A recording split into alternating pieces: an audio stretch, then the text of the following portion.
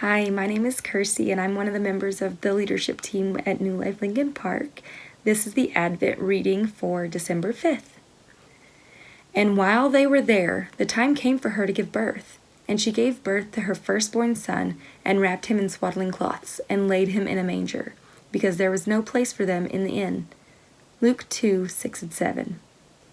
You would think that if God so rules the world as to use an empire-wide census to bring Mary and Joseph to Bethlehem, he surely could have seen to it that a room was available at the inn. Yes, he could have. He absolutely could have. And Jesus could have been born into a wealthy family. He could have turned stone into bread in the wilderness. He could have called 10,000 angels to his aid in Gethsemane. He could have come down from the cross and saved himself.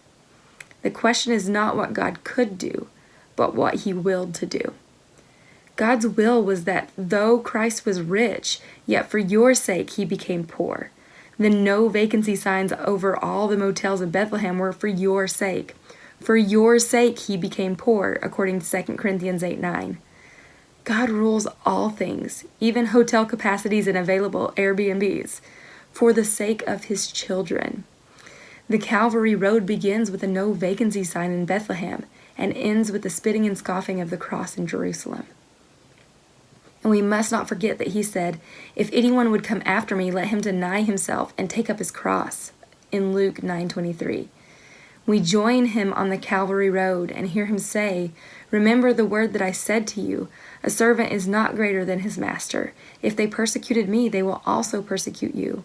John 15:20.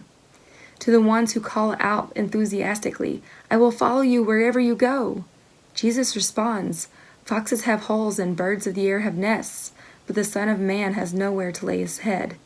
Luke 9:57-58. Yes, God could have seen to it that Jesus had a room at his birth, but that would have been a detour off of the Calvary Road. When I think about this, I find it so heartbreakingly beautiful in a season where so many things are difficult. God creatively and masterfully engineers this life for each and every one of us. These times will lead to a point where eventually we will reflect back and it'll result in understanding.